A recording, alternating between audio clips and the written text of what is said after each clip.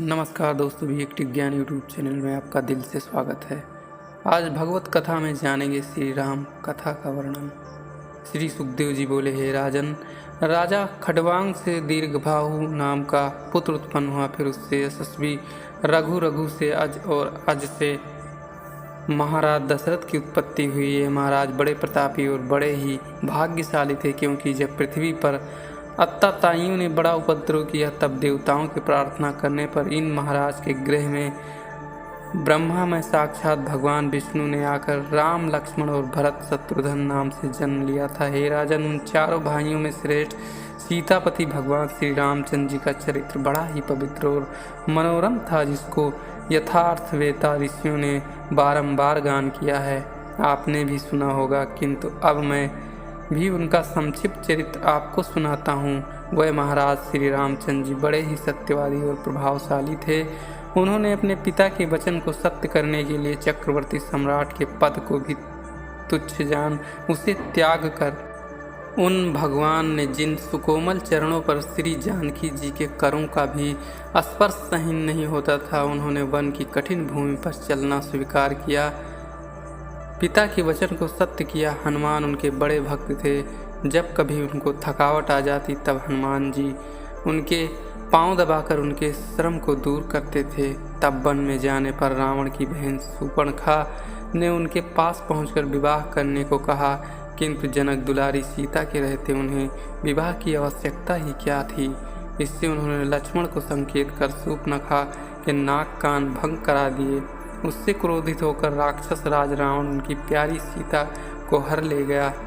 श्री रामचंद्र जी रावण को मारने चले, किंतु बीच में समुद्र बाधक बना।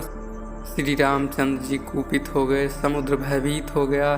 फिर तो उन्होंने समुद्र पार कर लंका के दुष्ट रावण इत्यादि को उसी प्रकार भस्म कर दिया, जैसे दावाग्नि वन को भस्म कर देता है। जब वे अपने बाल्यकाल में महर्षि विश्वामित्र के यज्ञ में आए थे, तब उन्होंने लक्ष्मण को बैठाकर उनको देखते अकेले ही मरीच इत्यादि बड़े बड़े निशाचरों को भस्म कर दिया था। फिर जब वह सीता के स्वयंवर में गए, तो उन्होंने शिव के उस विशाल धनुष को कि जिसे 300 योद्धा एक साथ मिलकर वहां उठाकर लाए थे, उसे अकेले ही अपने धनुष की उग्र प्रत्यंचा पर चढ़ाकर वैसे ही तोड़ डाला कि जैसे हाथी का बच्चा अपने खेल में ईंट के डंठल को तोड़ डालता है। जब वह रामचंद्र जी सीता को जीत कर वहाँ से जा रहे थे कि उसी समय मार्ग में वह परम क्रोधी वीर परशुराम जी मिले, जिन्होंने अपने धनुष बाण से 21 बार पृथ्वी को क्षत्रियों से वीर विहीन बना दिया था। परंतु उन परम तेजस्वी परशुराम जी को भी नतमस्तक करके ही रामचंद्र जी ने छोड़ा। यद्यपि उनके पिता दशरथ बड़े ही स्त्री सेवी थे, तथापि जब उन्होंने श्री रामचंद्र जी को देखा कि अब ये तो दशरथ जी सत्य के बंधन में बंध गए हैं, तब उन्होंने अपनी भार्या सहित उनकी आज्ञा को सिर पर धारण कर समस्त राजलक्ष्मी प्रेमियों, मित्रों आदि सबको उसी प्रकार त्याग दिया, जैसे विषयासक्त पुरुष अपने प्राणों को छोड़ देता है।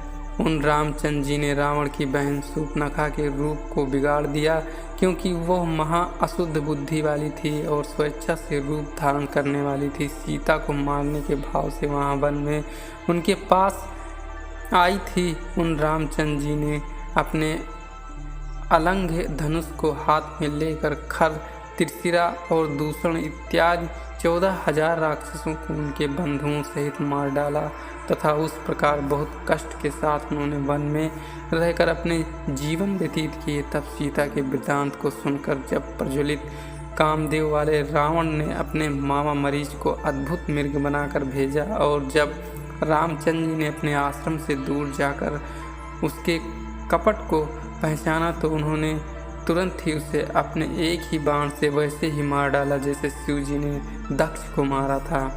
तब निशाचर नीच रावण वन से भेड़िए के समान चोरी से सीता को हर लाया। तब उन श्री रामचंद्र जी ने अपनी प्रिय सीता के वियोग में भाई सहित दुखी होकर स्त्री में प्रेम रखने वाले पुरुषों की दशा को प्रकट करते हुए वन में भ्रमण किया। इन रामचंद्र जी का कर्तव्य था, जिसे स्वार्थी रावण ने नष्ट कर दिया था, उसे खोजते खोजते उन्हें मरणासन्न जटायु मिला। उन्होंने उसका अग्नि संस्कार किया और पुनः कबंध को मारा। पश्चात जिन्होंने वानरों से मित्रता करके बलि को मारा, जिन मनुज रूप रामचंद्र जी के चरण की पूजा ब्रह्मा और शिव आदि भी करते हैं, जो साक्षात भगवान ही होकर पृथ्वी का भार उतारने के लिए अवतार धारण करते हैं। उन्होंने जब वानरों द्वारा सीता का पता लगा लिया तो वे बड़े बड़े वानरों की सेना को साथ लेकर समुद्र तट पर गए।